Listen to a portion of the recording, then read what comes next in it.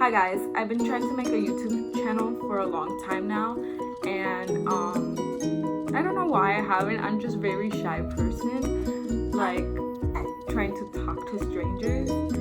So I'm gonna try to make this video as entertaining as possible, but I am really shy, so I'm gonna try. Today I'm telling you the story about how she was born. It's a pretty funny one. No, it's not. It's a pretty weird one. It was very weird. So on May 27th, I was having contractions, but I wasn't having them frequently. So I went to the doctor because I didn't know if that was normal or not. So I went to the doctor and they told me to come in. They put me on the monitor and they told me I was having some contractions, but they weren't as often as they would like me to have them. So they told me to track my contractions and if anything, go to the ER. So I tracked my contractions and they were every 5 minutes for 2 hours and it would stop. So I didn't know that was not normal. I went to the ER.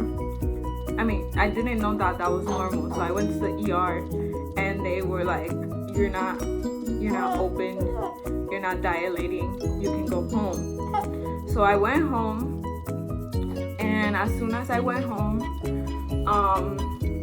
I was having this back pain and it will come and go back and forth. So I didn't know that was back labor. So I was having pain in my back and forth. What happened? Look at yourself.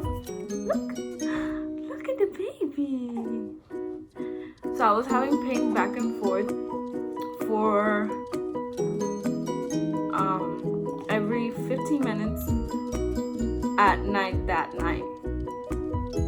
So on Wednesday night, I was having pain every 15 minutes. So I told my husband, let's go to the store and get the ingredients for the midwife brew, because I was over it. I wanted to speed things up. So we went to get them and didn't end up needing them because I was telling him, I'll drink it in the morning while you go donate blood, and then when you come back, if I'm dilating, then we'll just go to the hospital. So he went to sleep that night, and then I went to sleep that night. I went to lay down and I started contracting every 10 minutes. So I was contracting, and then I went to the bathroom, took a shower, came back, went to sleep for 5 minutes, kept contracting. We'll fall asleep during the middle of contractions, and then they kept waking me up. Then at some point they got very, very, very, very strong. That was when bath number 2 became a thing. I got in the bath, I filled it up, I sat in there, and I just tried to relax. I couldn't relax, so I got out of there, dried myself, went on the birthing ball, bounced a little, and that seemed to calm me down just a little. You okay? Okay? That seemed to calm me down just a little. Then when I couldn't find relief in that, I went back to the bathroom, took another shower, got out of there, came back, got back on the ball, repeated that one more time, and by that time it was like 5 o'clock. I went to use the bathroom. Listen, when you go into labor, you pee a lot. I was peeing like every 2 minutes. No joke. I was like, what the heck? So I went to the bathroom, I wiped, and I had my mucus plug came out. So then when I came out the bathroom, I was like doing this little dance. I was like, yeah, I'm giving birth today, not knowing that I was gonna give birth today. I was like speaking it into existence. So then I came back, I was looking at myself, I was wondering if I should do my hair or not, because I felt like I was gonna go into birth, but I didn't know. Into labor, not into birth. So then, look at the baby. So then, then I called the office like at 8:30 a.m. I called the office and they told me, well, first I had to wait, and then they told me if I keep contracting, that to go back to the doctor. So they told me, if we don't call you back in 20 minutes, call 911. When they called me back, I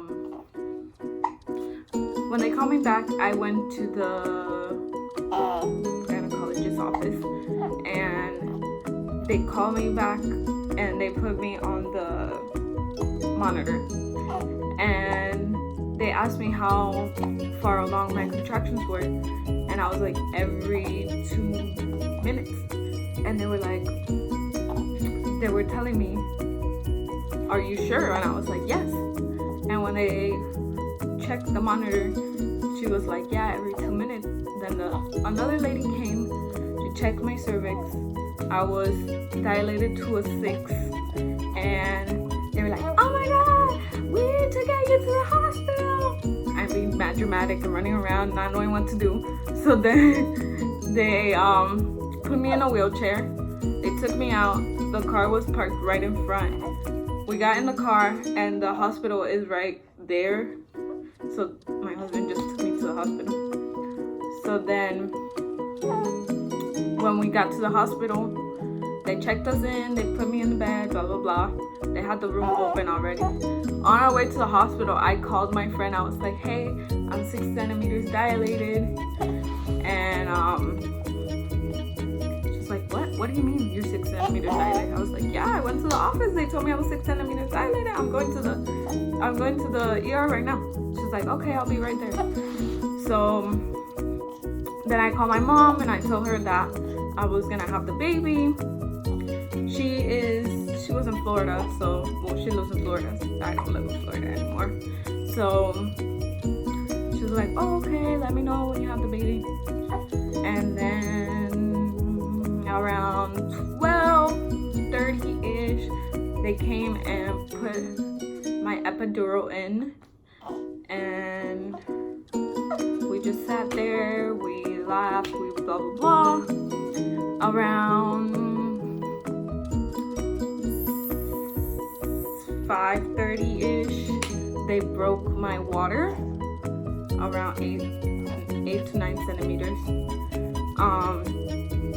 And then I decided to ask them if they could check my cervix, and they checked my cervix, and I was at a 10, and I was asking them if I can do a practice push, and that practice push turned out to be like 5 more pushes and the baby was out, and that was crazy.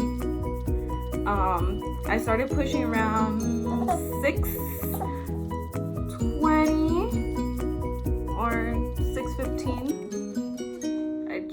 I don't really remember. And she came out at 6:33. And then they made me, push the placenta out. And then the doctor came over to me.